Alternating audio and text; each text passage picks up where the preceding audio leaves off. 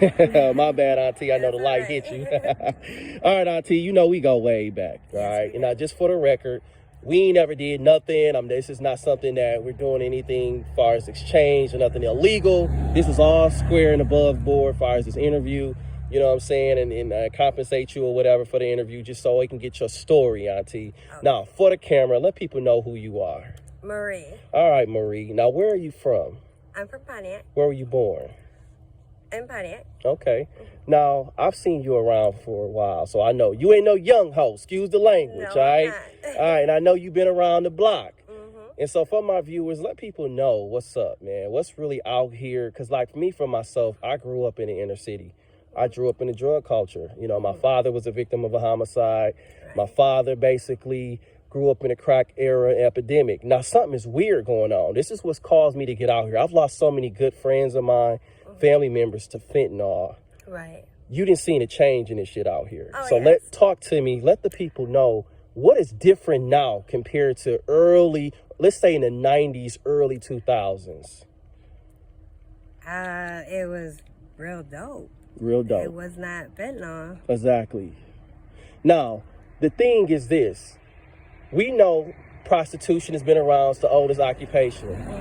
And we know mostly from what I've seen is basically led by drug addiction.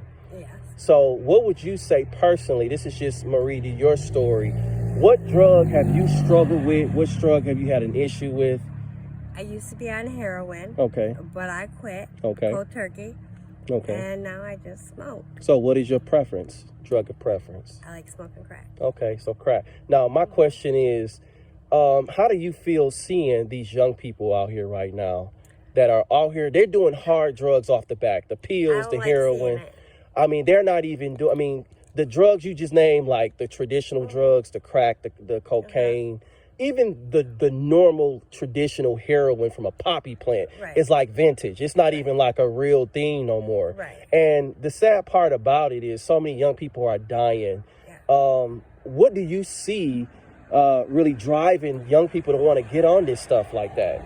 Well, their friends introduce it to them. Okay. And then they get addicted. Okay. And then they keep doing it. And they keep doing it. Now, have you known? They get sick.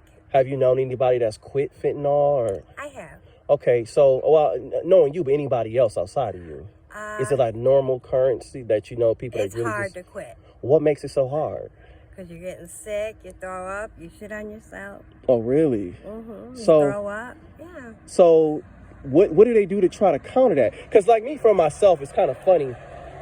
I have Narcan in my car because of the deaths. Right. They also, we're in a drug epidemic right now. We're right now dealing with so many issues with drugs. Okay, it's crazy, right? Yes.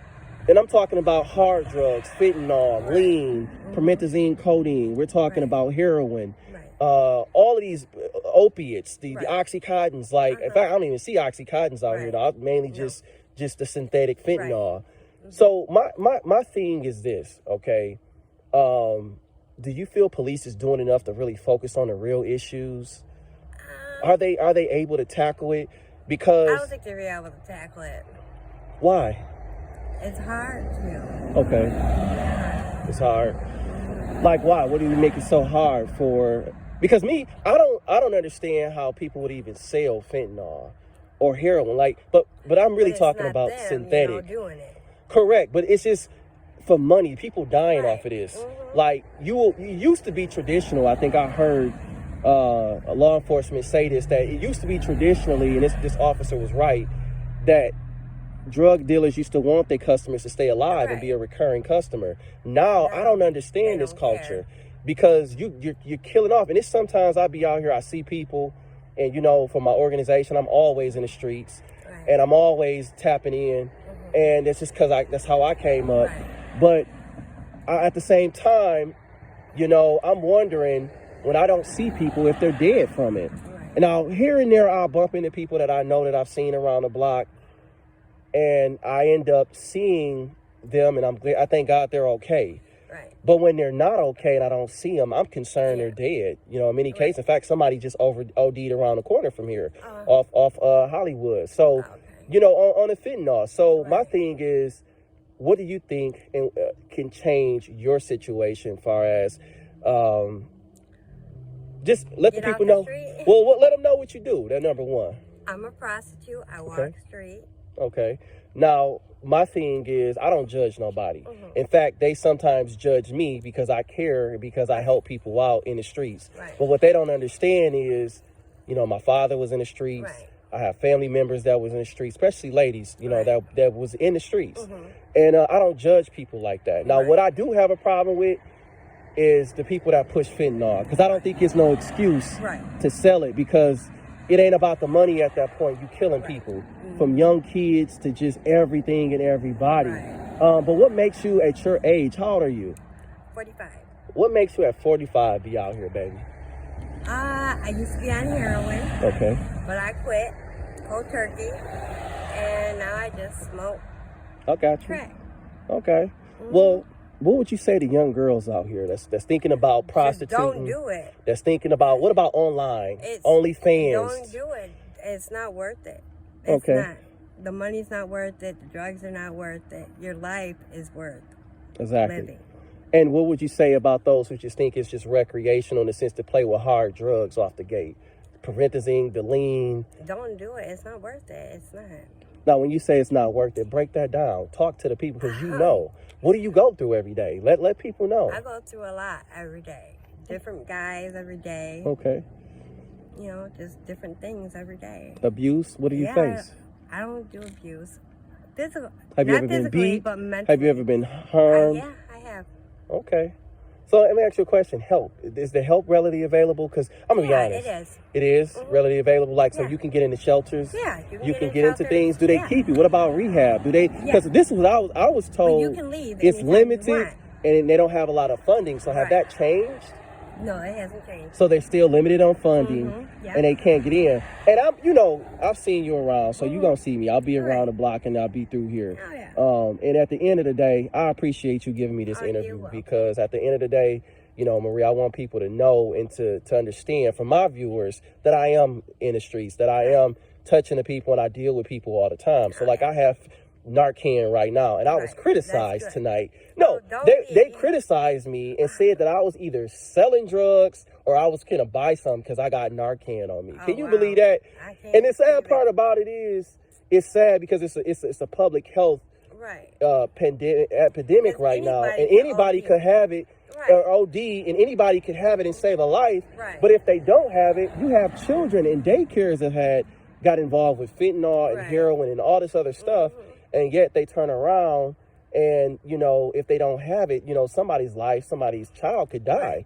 You know, so that's why I keep it, because really, like I said, I have very close friends that OD off of bad dope, essentially. And like you said, there ain't no more real dope out here. You know, and I guess that's another thing I want to do, and I'm going to end it at this. I heard on the news there was a lot of seizures for cocaine. Like, there's a lot of. So my thing is. For cocaine and for fentanyl. So my thing is, what do you say when they take the real drugs off the street and then they keep, or the fake drugs are on the streets? Like, I'm almost at a point where, and you know, in Vancouver, you have, you know, they've legalized certain traditional drugs.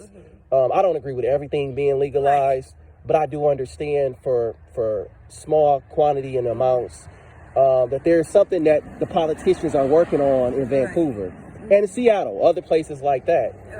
What would you say, is the streets better off with real dope versus synthetic dope?